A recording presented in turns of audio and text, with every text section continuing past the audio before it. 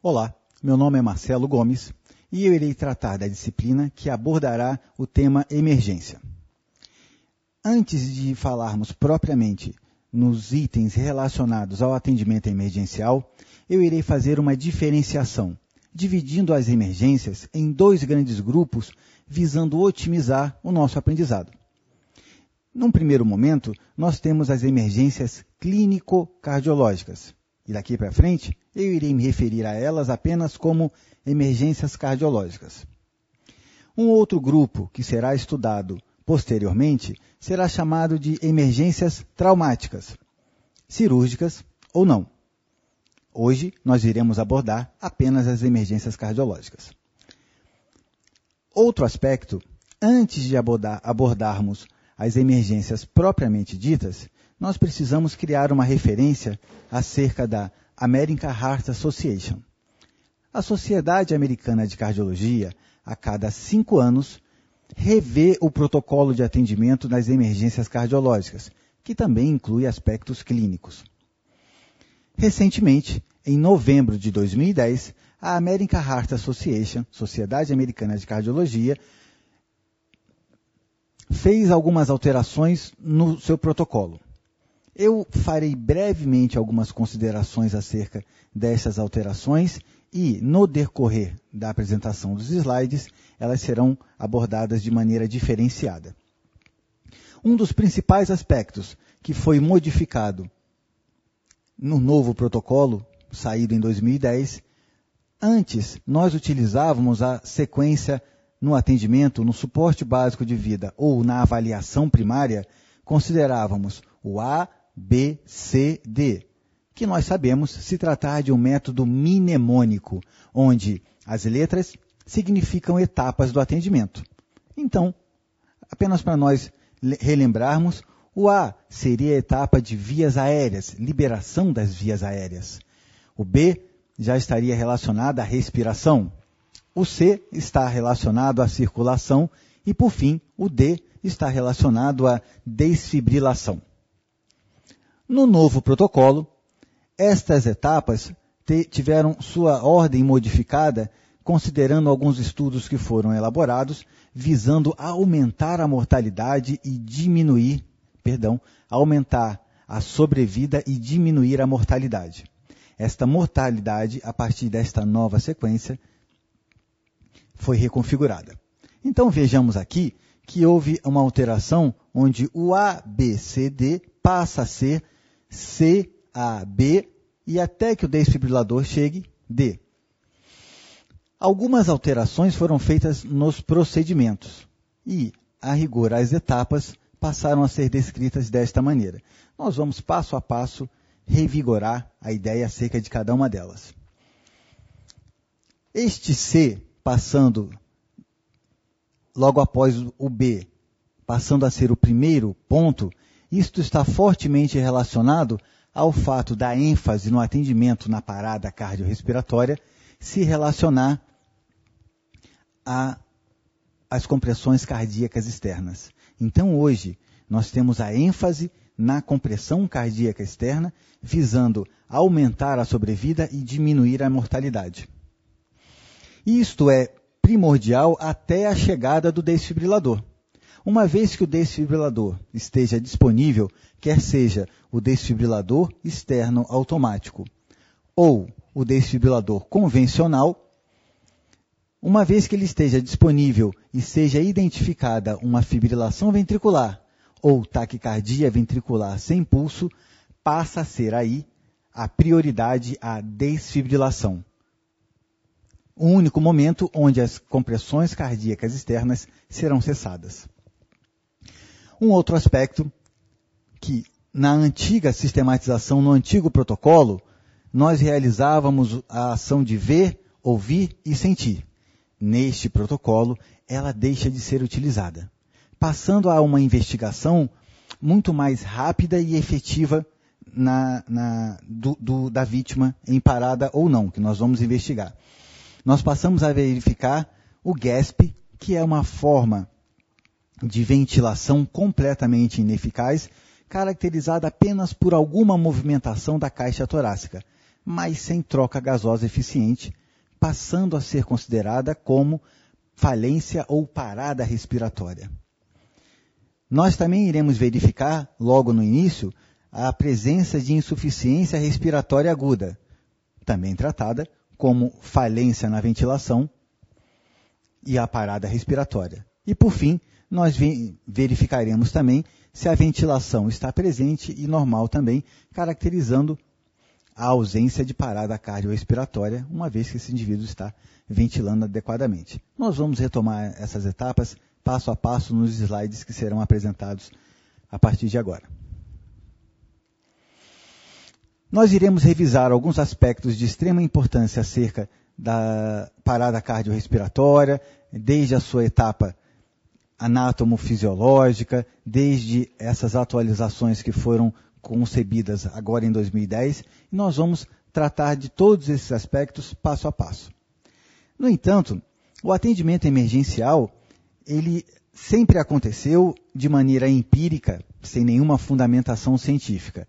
Já desde os tempos bíblicos, há referências na Bíblia acerca do atendimento emergencial, onde em Reis há uma referência, e subiu e deitou-se sobre o menino, e pondo sua boca sobre a boca dele, e os seus olhos sobre os seus olhos, e as suas mãos sobre as mãos dele, e a carne do menino reaqueceu. Esta é uma referência bíblica acerca de um suposto atendimento que teve êxito, e que a criança, não estando respirando ou o seu coração não estava batendo, retornou à vida. Ao longo dos anos, a ciência foi se aperfeiçoando no atendimento emergencial, em especial o atendimento emergencial cardiológico, uma vez que grande parte desses pacientes apresentavam uma situação de morbidade, evoluíam à morte sem nenhuma causa aparente. Isso era tratado com muita estranheza. Daí, os avanços maiores nessa área. Já as situações traumáticas, estas tinham uma razão evidente que levava à morte.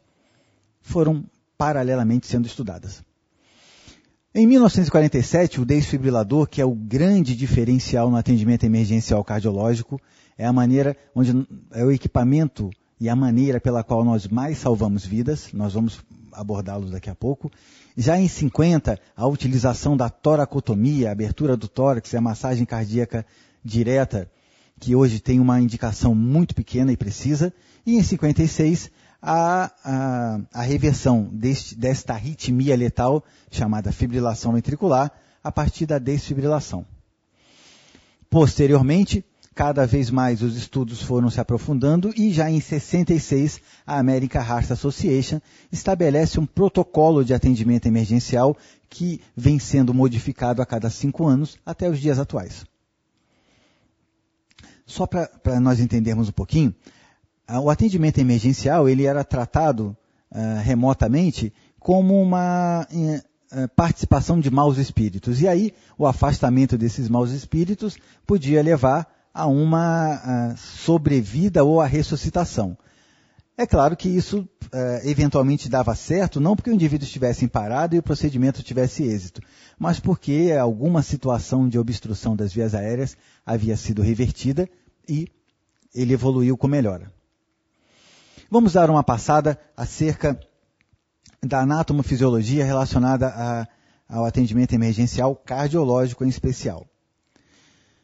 Precipuamente, o coração bombeia sangue visando irrigar o cérebro e, dessa maneira, manter as funções vitais. Esta é, caracteristicamente, a situação mais importante no atendimento emergencial cardiológico. Visar bombear sangue com oxigênio ao cérebro, visando manter a sua integridade e não evoluir a sequelas ou a lesão irreversível. A passagem do ar pelas vias aéreas, ela tem como função a troca gasosa nos alvéolos e, dessa maneira, havendo a troca gasosa, a perfusão e a oxigenação do cérebro, visando manter essas funções vitais. Hoje, o atendimento emergencial cardiológico, em especial, ele visa manter a integridade do cérebro, a oxigenação do cérebro, onde tempo é músculo. É o que se falava antes dessa máxima, onde tempo hoje é cérebro. Nós queremos aprimorar o atendimento visando diminuir a possibilidade de sequelas cerebrais e uma melhor qualidade de vida no retorno após a ressuscitação desse indivíduo. Aqui nós queremos apenas lembrar que o cérebro ele é um componente do encéfalo.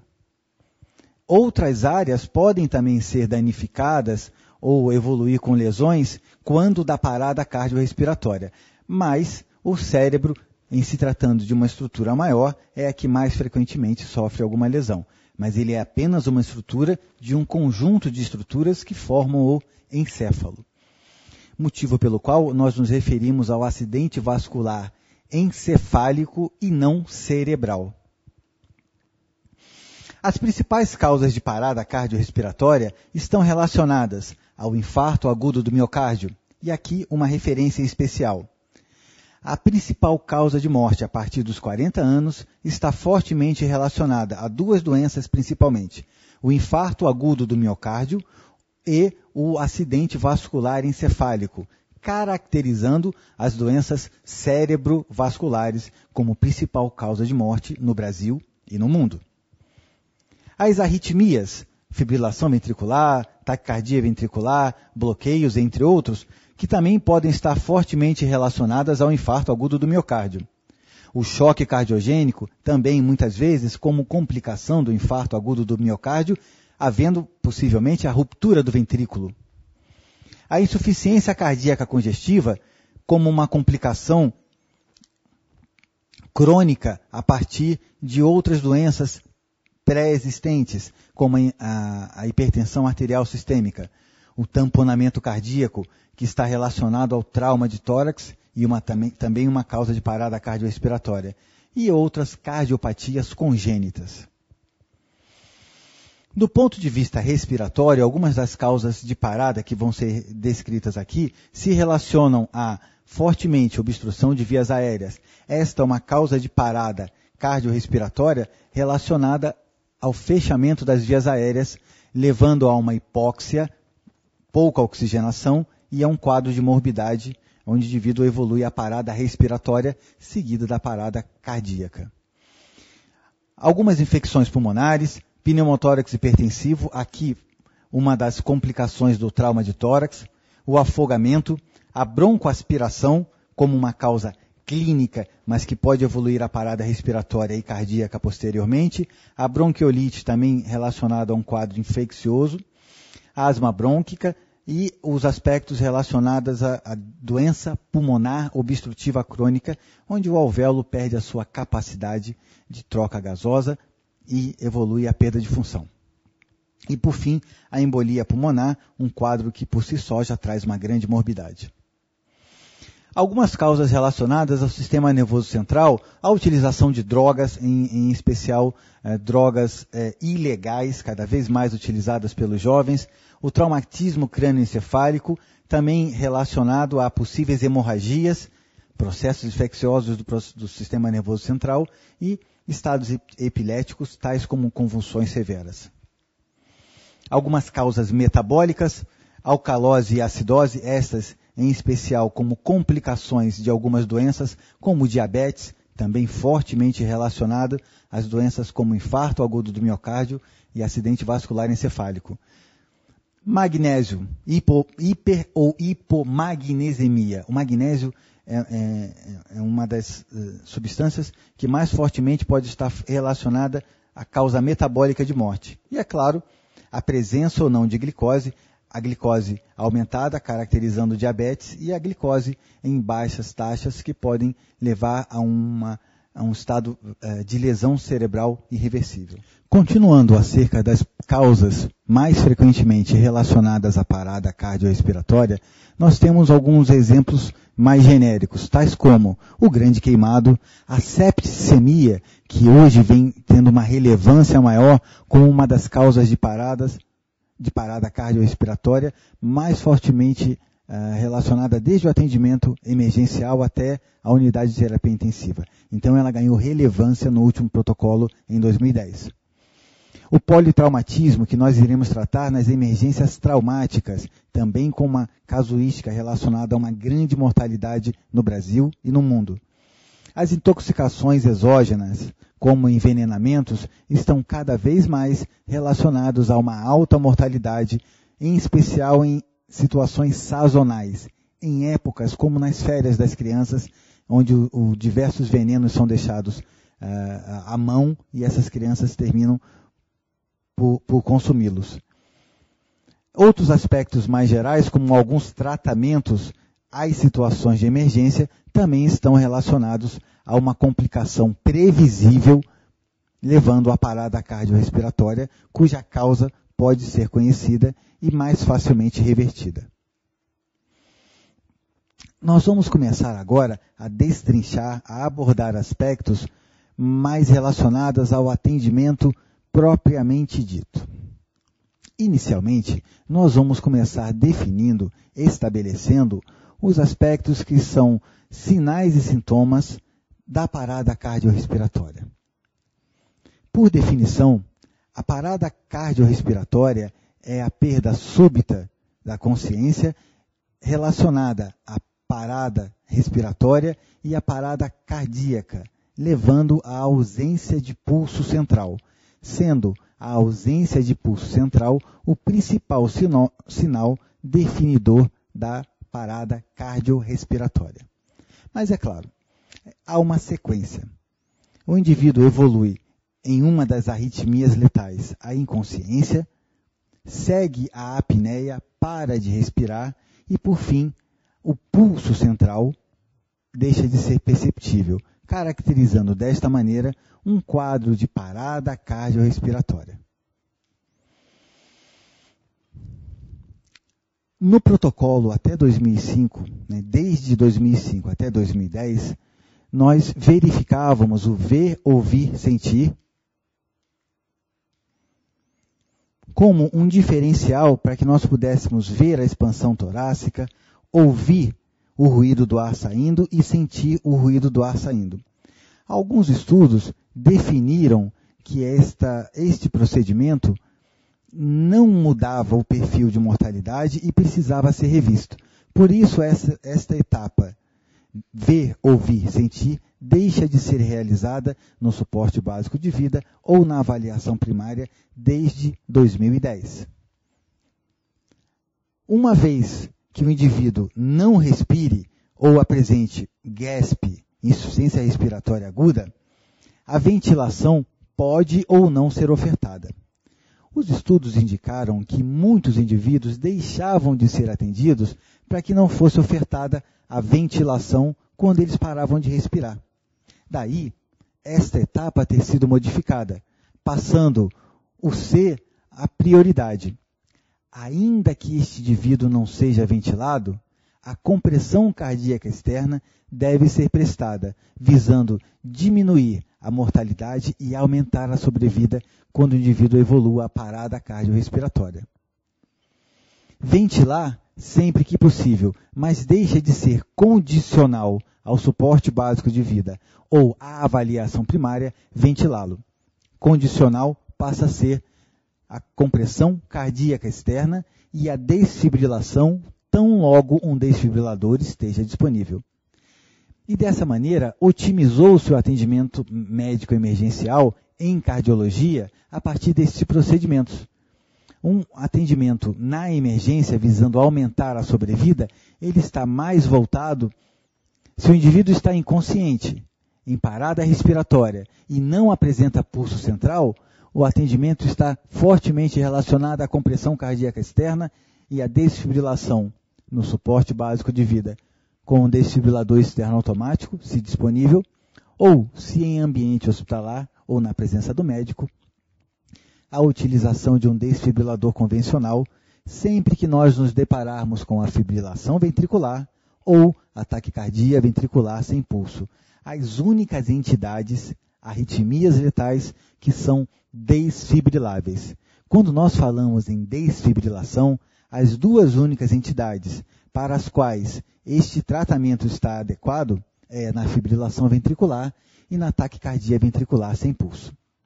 Só para nós relembrarmos, 85% dos indivíduos que evoluem à morte súbita cardíaca, ou seja, estavam bem e evoluem à parada cardiorrespiratória, 85% desses indivíduos estão no ritmo de fibrilação ventricular ou taquicardia ventricular sem pulso, para os quais o único tratamento efetivo é a utilização de um desfibrilador, motivo pelo qual a compressão cardíaca externa, que visa bombear minimamente sangue ao cérebro, ao encéfalo, deixa de ser realizada para a desfibrilação, visando reverter estes ritmos de arritmia letal.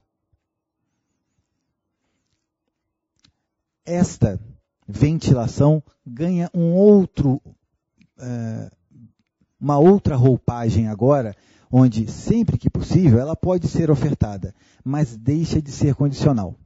E desta maneira, a American Heart Association pensa em salvar mais vidas, porque deixa de ser condicional a ventilação direta, em especial a ventilação boca a boca, que nem sempre pode ser ofertada, dado ao risco de doenças infecto-contagiosas. E voltamos aqui à primeira etapa do atendimento médico emergencial, que é a caracterização do nível de consciência ou a responsividade. Vamos caracterizar aqui se o indivíduo está inconsciente ou não.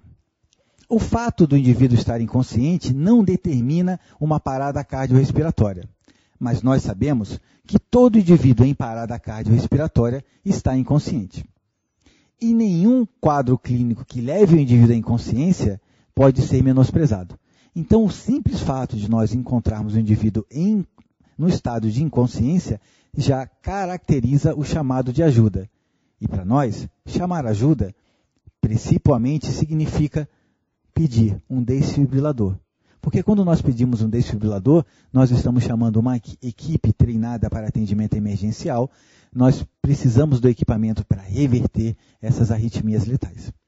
Então, caracterizamos a inconsciência buscando chamar esse indivíduo, manipulá-lo mecanicamente no ombro ou buscando alertá-lo, Senhor, Senhor, Senhor, batendo 3 vezes vigorosamente, visando estimulá-lo. A utilização do estímulo doloroso, ele também pode ser realizado. Nós podemos fazer uma leve compressão no músculo trapézio ou mesmo uma leve compressão no forame orbicular. Aqui determinando, na checagem do pulso posteriormente, no pulso, se o indivíduo estiver consciente, nós podemos palpar o pulso periférico. Mas se ele estiver inconsciente, para caracterizarmos a parada cardiorrespiratória, nós avaliamos o pulso central apenas. E essa tem sido uma das discussões nos concursos. Ou seja, nós não verificamos o pulso central em indivíduos conscientes. Nós, nos indivíduos inconscientes, verificamos o pulso central, carotídeo ou femoral, visando determinar se ele está em parada ou não. Isto porque, muitas vezes, a determinação do pulso central é a característica mais definidora da parada. E aqui, os locais onde frequentemente são arguídas acerca da verificação do pulso central, o pulso carotídeo ou femoral para a determinação da parada cardiorrespiratória. Bom, em 5 a 10 segundos nós precisamos caracterizar se há a presença ou o indivíduo não apresenta pulso central. 5 a 10 segundos. Mais que isso, houve alguma dificuldade na determinação do pulso central, nós já procedemos à ressuscitação cardíaca externa, à compressão cardíaca externa. Uma vez que nós não vamos perder tempo na indefinição se está ou não em parada, nós já começamos a prestar o atendimento. É importante que este tempo seja enxugado para o atendimento propriamente. A determinação da parada ou não faz com que muitos socorristas destreinados ou com pouca habilidade percam um tempo importante. Desta maneira, determinamos a ausência de pulso. Perfeito, iniciamos as compressões cardíacas externas. Mas fiquei na dúvida, de qualquer maneira, passados os 10 segundos, inicio a compressão cardíaca externa, para que posteriormente eu possa ter uma condição melhor para esse paciente ou mesmo verificar mais à frente esse pulso. Bom, a determinação do pulso carotídeo, 1,5 centímetro lateralizado à traqueia, é uma das áreas mais facilmente evidenciáveis para determinarmos um dos pulsos centrais, o outro na artéria femoral. Frequentemente, dia a dia, as emergências surgem em todos os lugares, quer seja enquanto nos divertimos, em lugares públicos de grande concentração de pessoas, elas precisam ser abordadas. Hoje, e cada vez mais, todo profissional de saúde precisa conhecer o atendimento emergencial, visando diminuir a mortalidade. Não se pensa mais em emergências apenas no ambiente hospitalar, mas as emergências elas surgem em todos os lugares e a qualquer hora. E nós precisamos estar preparados e atentos a estes sinais de emergência e a condução do atendimento, ainda que no suporte básico de vida. A diversidade de lugares onde podem acontecer as emergências favorece que tanto o público leigo conheça as etapas do atendimento, assim como, determinantemente, os profissionais de saúde saibam atender às emergências desde o suporte básico de vida, evoluindo ao suporte avançado de vida. O suporte básico de vida ele está definido como um conjunto de procedimentos simples que visam a manutenção da vida. Minimamente, bombear sangue ao encéfalo, cérebro, oxigenado, visando diminuir as sequelas relacionadas à parada cardiorrespiratória. Esse protocolo de 2010, onde nós já consideramos a inversão de uma das etapas, onde o C passa a ocupar uma das primeiras etapas, considerando a etapa da circulação, onde a verificação rápida se esse indivíduo respira ou não, o chamado por ajuda, que para nós está fortemente caracterizado pela solicitação de uma equipe de atendimento treinada e um desfibrilador externo automático, a checagem do pulso central, se inconsciente, e o pulso periférico, se consciente, uma vez que o pulso central não se mostre palpável, nós iniciamos a manobra, a compressão cardíaca externa. Na chegada do desfibrilador, nós desfibrilamos esse paciente, se presente uma fibrilação ventricular ou taquicardia ventricular sem pulso. O chamado por ajuda, ele é determinante, uma vez que nós estaremos nos certificando de que enquanto começamos a atender este paciente ou vítima, nós seremos ajudados, socorridos por um pessoal treinado com equipamento. Então, chamar ajuda, tão logo se caracterize a inconsciência do indivíduo, é determinante de um êxito maior no atendimento. Aqui, nós mantivemos a sequência liberação das vias aéreas, ventilação, circulação e desfibrilador, conforme o protocolo de 2005. Mas nós já apresentamos essas alterações no protocolo de 2010. As etapas propriamente ditas sofreram algumas alterações, mas a grande alteração foi esta inversão, visando a ênfase na compressão cardíaca externa, onde a fala passou a ser compressão cardíaca externa rápida, com deslocamento do tórax adequado, entre 4 e 5 centímetros, e o retorno à sua posição normal para uma nova compressão. Nos concursos e nas avaliações, nós temos duas informações básicas. A primeira, da ênfase relacionada à compressão cardíaca externa. O deslocamento adequado de 4 a 5 centímetros do tórax. E, por fim, a cessação da compressão cardíaca externa sempre que houver um desfibrilador disponível.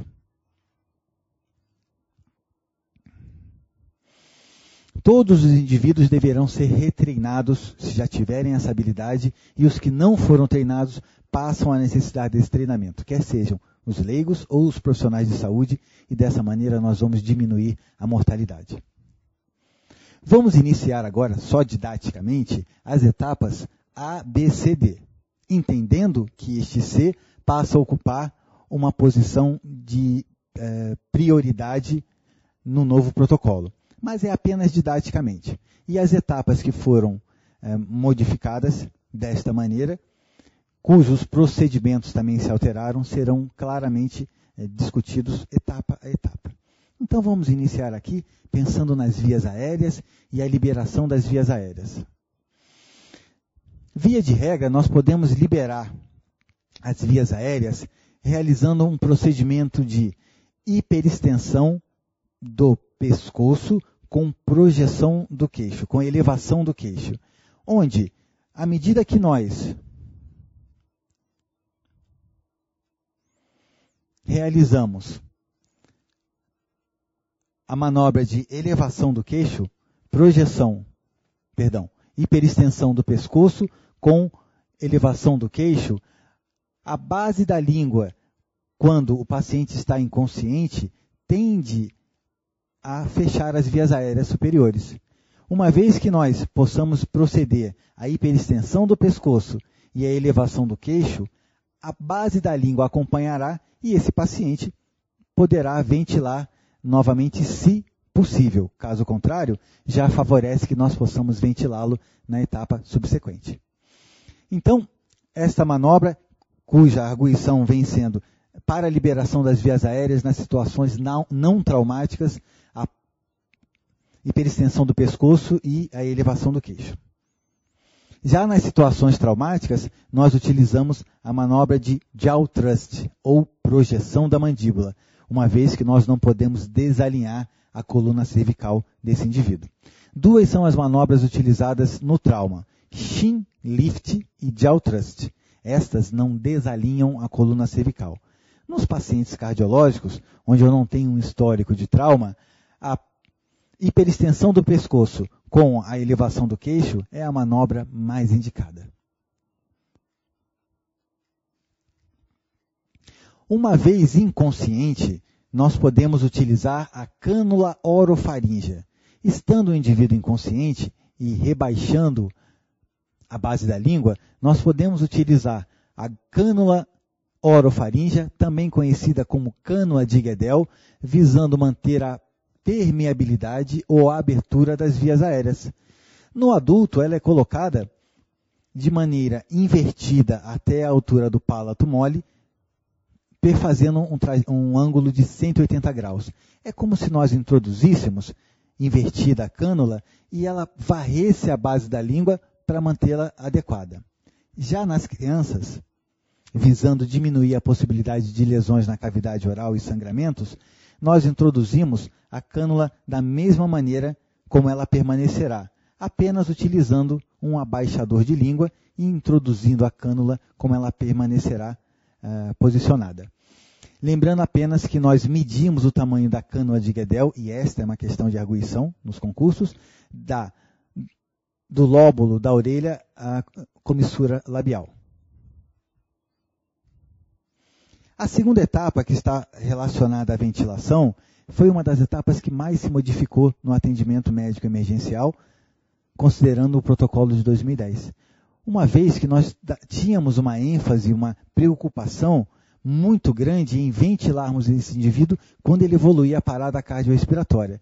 E agora a nossa ênfase está na compressão cardíaca externa. Nós podemos ventilar esse indivíduo adequadamente ou não, nas situações do ambiente extra-hospitalar ou não se sentindo seguro em função da presença ou da possibilidade de doenças infecto-contagiosas. Quando nós ventilamos esse indivíduo, nós podemos utilizar o dispositivo bolsa, válvula, máscara, reservatório, também chamado de ambu. No ambiente hospitalar, este dispositivo frequentemente é utilizado. A sequência para a ventilação ainda se manteve em 30 ventilações para cada 30 compressões cardíacas externas para cada 2 ventilações.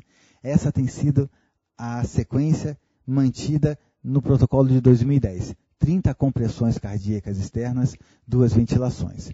Nas situações de 2 socorristas, nós podemos, nas crianças apenas, proceder à relação compressão-ventilação de 15 compressões cardíacas externas para 2 ventilações.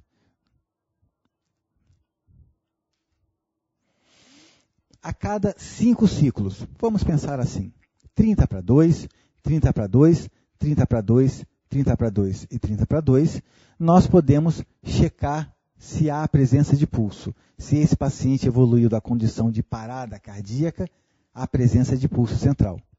Ou, em outra circunstância, a cada 2 minutos nós verificaríamos a presença de pulso central ou não. Tantas vezes quantas forem necessárias até que chegue o suporte básico de vida com o desfibrilador externo automático ou mesmo o suporte avançado de vida já constando de outros equipamentos e materiais disponíveis que favorecerão o retorno da circulação espontânea, a presença desse pulso central posteriormente. Então, esta tem sido uma das arguições, a relação compressão e ventilação adequada ao protocolo 2010. 30 para 2. 30 compressões cardíacas externas, 2 ventilações. Checando o pulso, reavaliando o pulso a cada 5 ciclos ou 2 minutos. Neste ínterim, as desfibrilações serão utilizadas.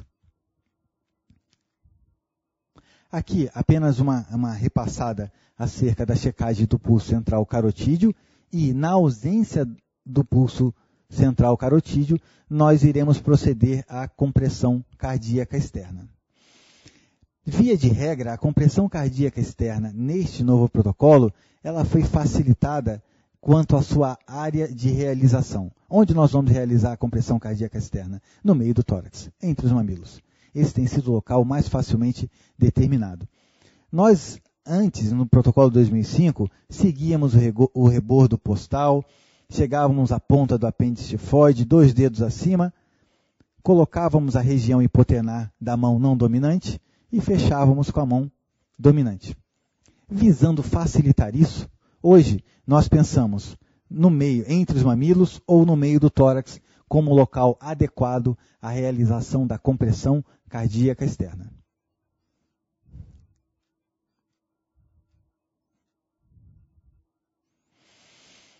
A maneira correta para que ela possa ser realizada é apenas a região hipotenar da mão não dominante irá tocar o tórax do paciente, onde a mão dominante irá cruzar, a mão que nós escrevemos, irá cruzar e desta maneira liberaremos o peso do tórax e da inclinação do quadril por sobre o tórax do paciente, deslocando em torno de 4,5 a 5 centímetros.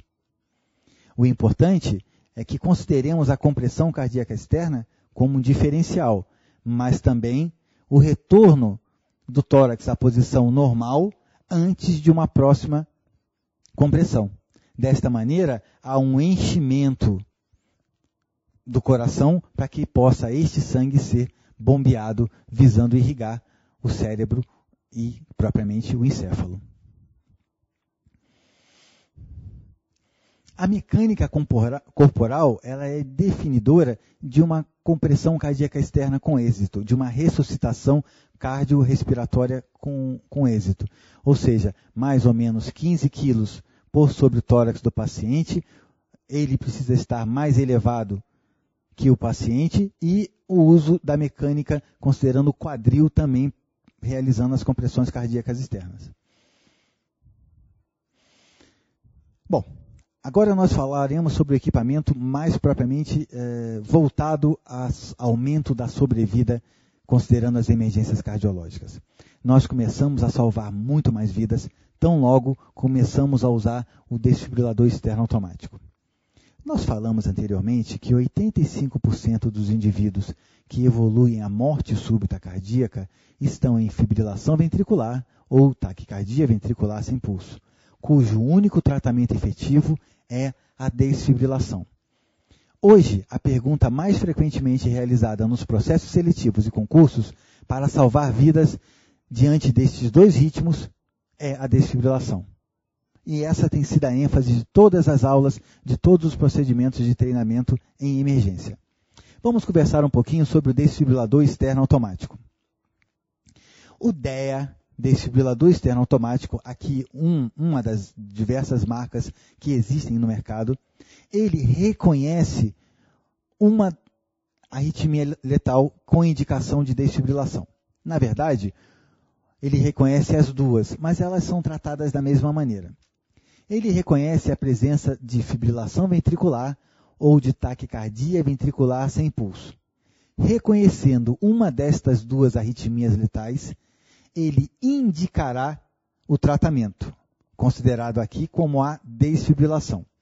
Então, uma vez que ele encontre uma fibrilação ventricular ou uma taquicardia ventricular sem pulso, ele irá disponibilizar a carga, avisará que o tratamento está indicado, nós pediremos que as pessoas que estejam próximas se afastem, nós confirmaremos que nós estamos afastados, confirmaremos que todos estão afastados e só aí aplicaremos o tratamento, que é apertar o botão que levará a descarga elétrica por parte do aparelho no tórax do paciente, visando reverter a fibrilação ventricular ou a taquicardia ventricular sem pulso. Diante de um indivíduo, conforme nós falamos anteriormente, inconsciente, em apneia, não respira, ausência de pulso central, pedimos a ajuda, ou se nós tivermos disponível um desfibrilador externo automático, colocamos as pás aderidas ao tórax do paciente, visando o reconhecimento da arritmia letal e a indicação ou não da desfibrilação. A maior parte dos desfibriladores externos automáticos, eles trazem já uma sequência lógica para o atendimento, visando otimizar o atendimento e ajudar ao socorrista ou ao indivíduo profissional de saúde que esteja atendendo. Para o êxito do atendimento em cardiologia, o trabalho em equipe ele é primordial, desde o alerta do socorro, pedido de ajuda, até o conhecimento da etapa de cada um procedimento no atendimento emergencial, visando aumentar a sobrevida desse indivíduo. Um aspecto primordial é que quando nós pedimos ajuda no atendimento emergencial, desfibrilador, hoje nós usamos uma senha, que é uma forma rápida e fácil de identificarmos que há uma emergência na unidade hospitalar. Nós pedimos carro de parada com desfibrilador. E pedindo carro de parada com desfibrilador, nós já caracterizamos aí que nós temos o indivíduo inconsciente. Se em parada ou não, se em fibrilação ventricular ou taquicardia ventricular sem pulso ou não, nós iremos confirmar com a utilização do desfibrilador, colocado o gel no tórax do paciente, espalhado esse gel, e determinaremos se esse indivíduo está ou não em fibrilação ventricular, taquicardia ventricular sem pulso, havendo a necessidade da desfibrilação. Cada vez mais esse treinamento vai favorecer o aumento da sobrevida e a diminuição da mortalidade, quer seja no ambiente pré-hospitalar ou no ambiente intra-hospitalar.